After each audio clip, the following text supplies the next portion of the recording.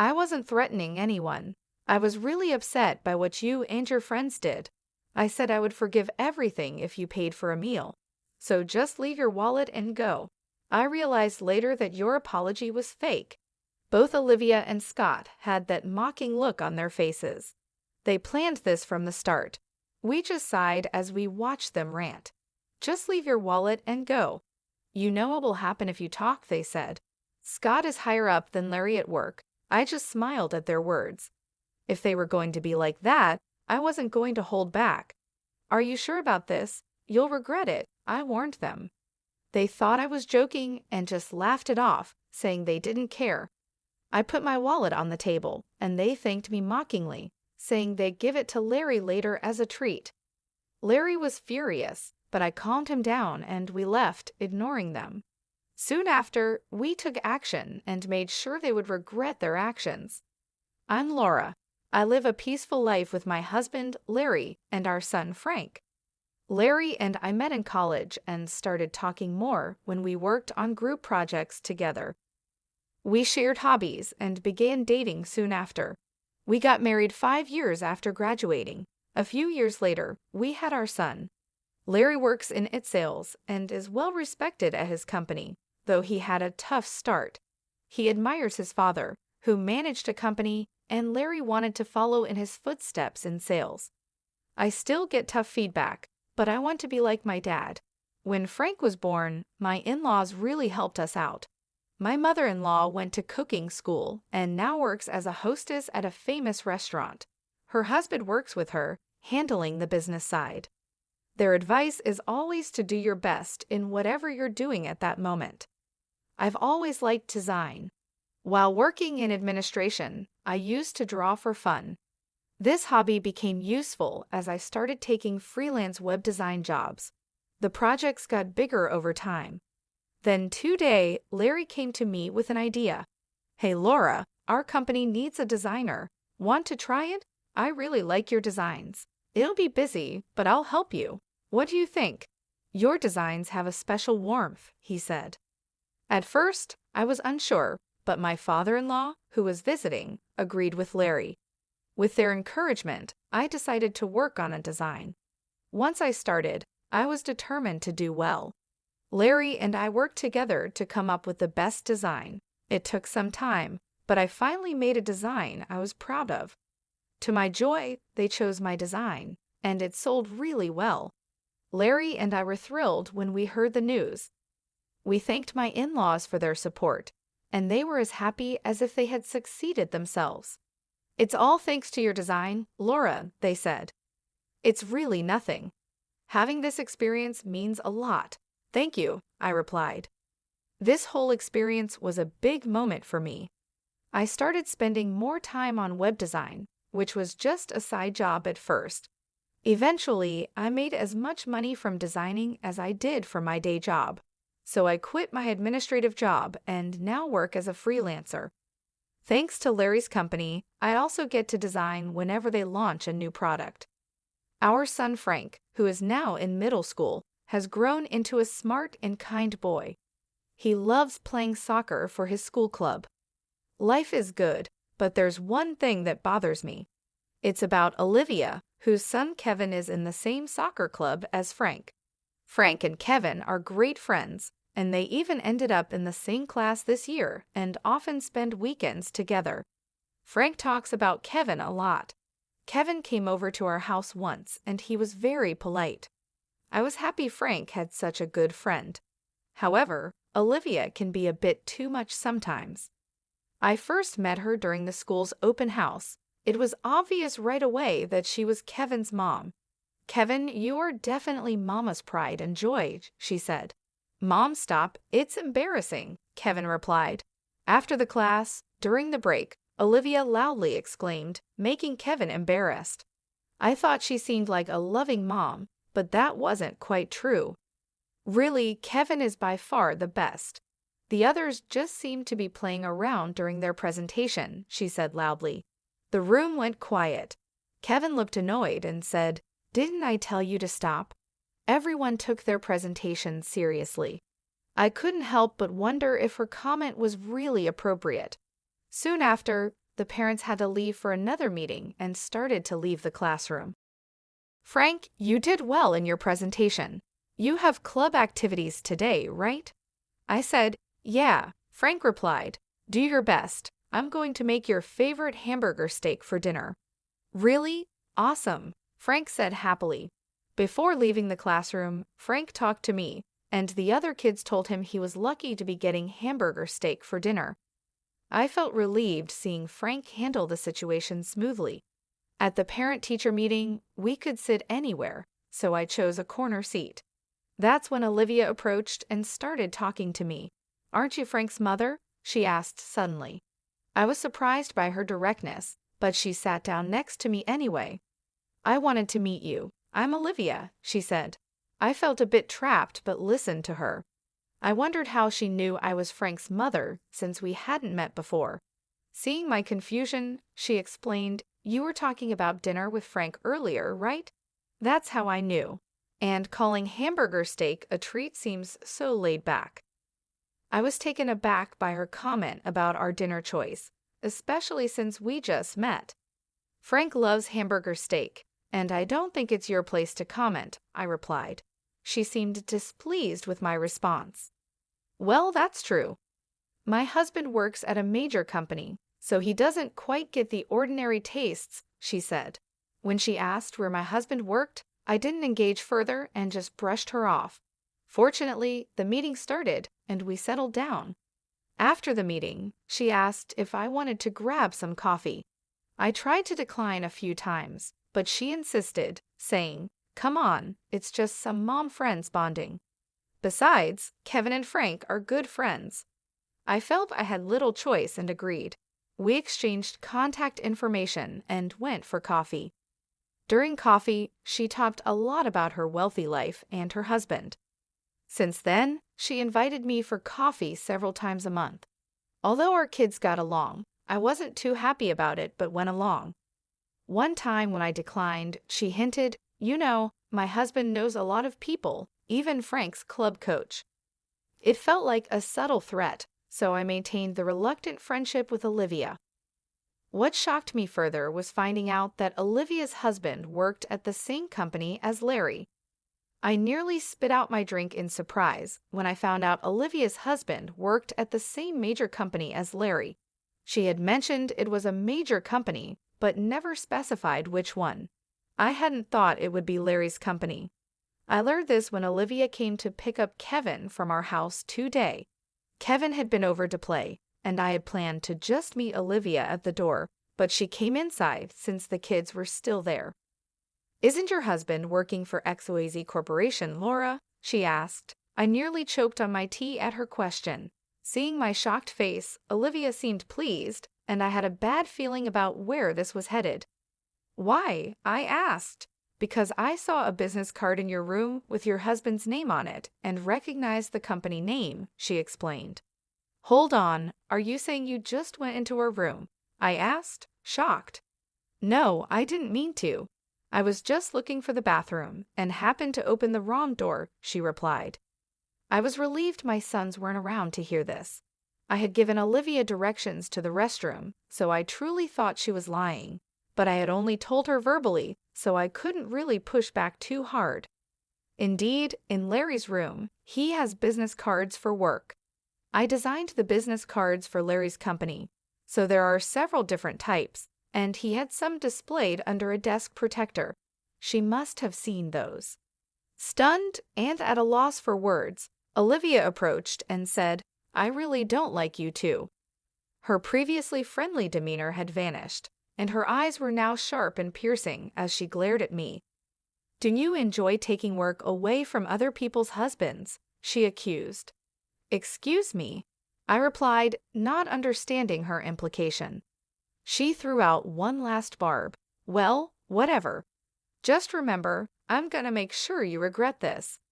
I was speechless and later recounted everything to Larry. So Scott's wife is Laura's friend, he said, surprised. It seems so. It must be a coincidence, but she seemed to have some sort of grudge against us, I said. Who's this Scott guy? I wondered aloud. Larry took a deep breath and started explaining. I don't think it's right to talk about such things, but Scott works in the planning department. He's very assertive. Larry explained that the product planning department creates products and works with the sales team to make money. Scott is a key figure in planning and is known for strongly believing in meritocracy, meaning a lot depends on whether he is interested in something or not. Working with him can be great or terrible, people say. I still don't understand why Olivia dislikes us so much. Yeah, I'm not sure either. I don't really know Scott well. I replied, sorry for dragging you into this mess. It's okay, but what about Frank and Kevin? It's not good for the kids to be close if their parents are at odds, I said. Yeah, I'll try to find out more, I promised. A few days later, Olivia called me. I felt anxious but answered. She sounded much more apologetic than before. I'm so sorry about the other day. I was just stressed about my husband's work not going well, she explained. I listened because she sounded sincere. She apologized and suggested that since our husbands work together, we should try to get along. How about we all go out for dinner? She proposed. Considering her past behavior, I was hesitant but thought of our children's friendship and decided to give her the benefit of the doubt. That's fine. Thank you. I'll arrange the place and let you know the details later, she said, sounding pleased as she ended the call. The day came, and we went to the restaurant Olivia had chosen, known for its seafood. However, Olivia and her husband were nowhere to be seen. I tried calling her. When I mentioned my name to the receptionist, the staff member looked concerned. I was shocked when the receptionist told us, I'm sorry, but the reservation is only for 3 people. What? Larry and I were confused. What was going on? I asked the staff member to wait and immediately called Olivia. Hello, Olivia. The restaurant just told me the reservation is for 3 people, I said. She laughed and told us to wait a moment. Soon, Olivia and a man walked in. Larry recognized him. Scott, good to see you, he said. That's when I realized the man was Scott. Olivia and Scott were smiling broadly, which gave me a bad feeling. I'm sorry, I made a mistake with the reservation, Olivia said casually, which annoyed me. Then she said something even more shocking. Well, mistakes happen, but let's not waste the food, right? What are you getting at? I asked. Look, Larry, I'm soon going to be the head of the planning department. You're doing well in sales, but you're still a newbie. If you don't want things to go sour, you might want to listen to what I have to say, Scott said. Are you threatening us? I asked. It's not a threat, Olivia interjected. Laura and you have hurt me deeply. I'm offering you a way to make amends. Just leave your wallet and go. I realized then that the apology was indeed a lie. This was their intention from the start. We saw it as we watched them argue. Look, just leave your wallet and get out. By the way, you do know what will happen if you tell anyone about this, right? Scott's higher up than Larry, after all, Olivia said. At that, I couldn't help but smile. If they're playing it that way, there's no need to hold back anymore. All right, but are you guys sure about this? You're going to regret it, I said. They might have thought I was bluffing because the 3 burst into laughter. Like we care, they said. I took out my wallet and placed it on the table. Seeing that, the 3 sneered at me. We'll give Larry his wallet back later. Thanks for the treat, then, Olivia said. Larry looked furious and clenched his fists, but I calmed him down and we left the room, ignoring the 3. We quickly took action. They were the ones who were going to regret this. Yeah, can't let people who pull stunts like this go unpunished, I thought. Later, a call came in on my phone. Recognizing the number, I answered with a smile. Ah, Laura, looks like we're almost done here, I said. I handed the phone to Larry. After a quick talk, he hung up. Well, shall we go? Seems like things have heated up, Larry said, looking very upset. We went back to the restaurant Olivia had chosen. Once there, we asked a waiter to call the owner. Soon after, the landlady, who was also Larry's mom, hurried out. Thank you for your help. I'm sorry for the trouble, I said. It's fine. People like them need to be taught a lesson, she replied, looking as angry as Larry had been earlier. We were led to a room. As we opened the door slightly, a tense atmosphere was evident.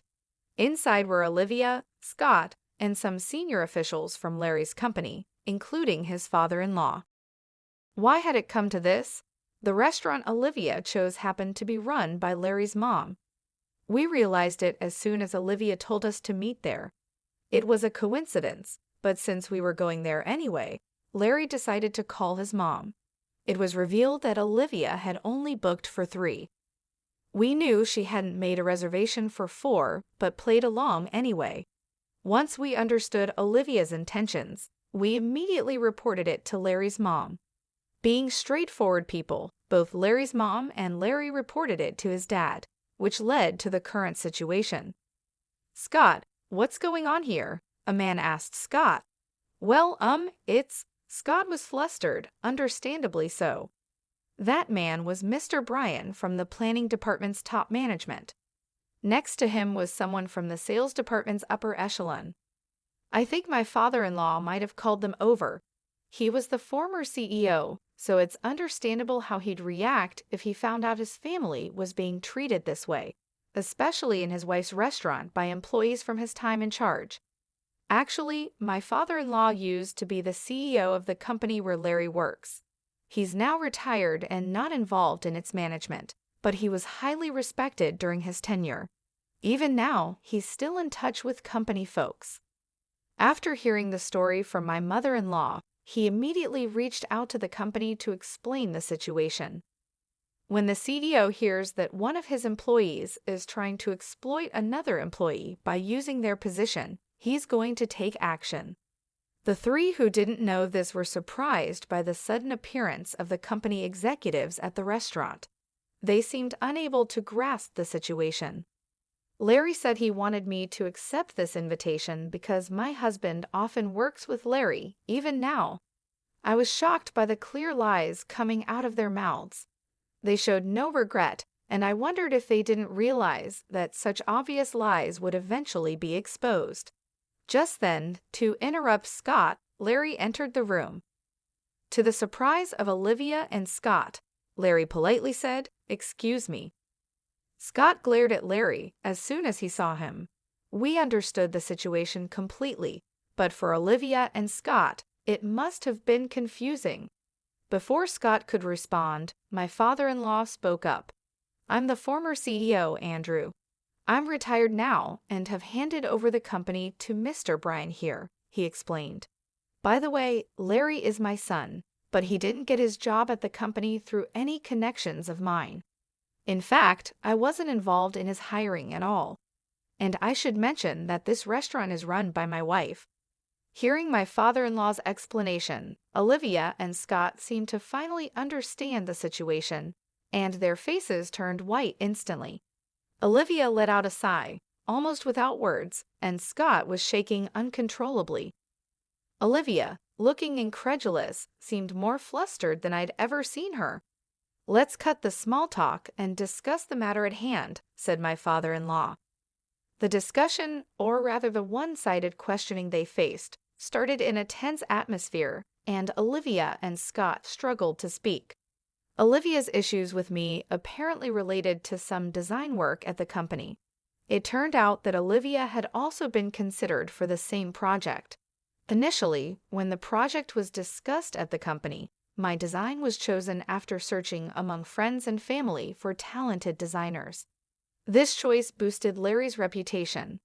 Moreover, despite being relatively Bryan, Larry had developed his own sales techniques, earning trust from his juniors and contributing to the company's performance. It frustrated me that he was taking credit for achievements that he accomplished with the help of his wife's talents. I truly believe Larry has been working hard, but didn't you feel the same when you got advice from him? This left Scott speechless, and a senior planning department executive made a sharp comment that added to his silence. Scott felt overlooked because whenever the sales department finished their tasks, they would give detailed advice to the planning team. This bothered Scott, making him feel like his products were overshadowed by Larry's. As Larry's answers continued to receive praise, Scott became resentful and often complained to Olivia. One day, Olivia overheard me talking about my work with some other moms. I love designing and often draw illustrations for school events like PTA meetings. Some of the moms knew I worked freelance, so when Olivia learned that I was the designer chosen for the company project, she started picking on me. Hearing this, we were speechless. We were honestly shocked that they would concoct such a scheme out of jealousy. Moreover, we learned another disturbing fact. I'm really disappointed in you. Please wait, I'm truly sorry about this, Scott pleaded, but Mr. Bryan coldly responded. I've heard from one of our planning department guys. I hope it's not true, but there's a significant amount of money being spent on planning. Is it really all going towards actual products? At this, Scott froze and Olivia turned pale. It turned out Scott had been embezzling funds under the guise of planning expenses. This revelation took even us by surprise. It seemed Olivia was also involved in the scheme. How did you get caught? You said it would be a secret, Olivia asked. I don't know, Scott responded, frustrated by Olivia's question. His expression was that of someone who had inadvertently admitted to embezzlement, but it was too late. Mr. Bryan sighed and bowed his head to his father-in-law. I'm really sorry. I never expected something like this to happen in the company that Mr. Andrew trusted me to run.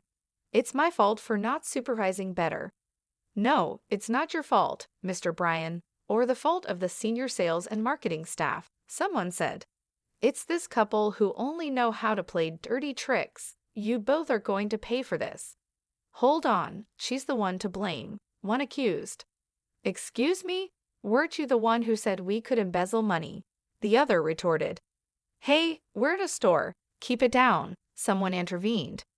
Shut up, if you hadn't interfered. How dare you act all high and mighty when you're the one at fault? Well, if the husband is like this, so is the wife. In the end, Mr. Bryan had the arguing couple handed over to the police. It was only right since they had embezzled money.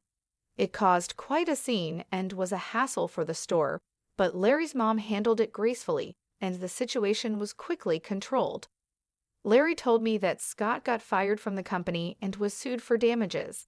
They were very strict with him, probably because it involved the company's products. Kevin stayed with Olivia's parents for a while.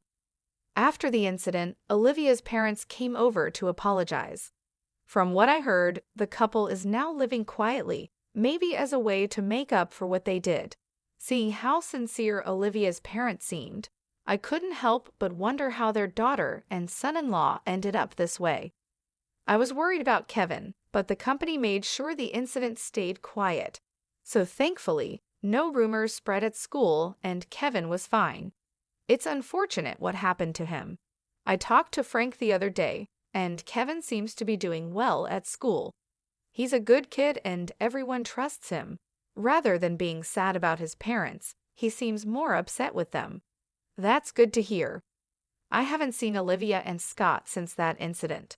Kevin, however, still hangs out with Frank and even comes over to our place from time to time. Watching the three of them play so happily, I hope they never end up like their parents. By a stroke of luck, we were safe this time, but I truly believe that our daily actions attract the people and opportunities in our lives. I want to cherish my relationships with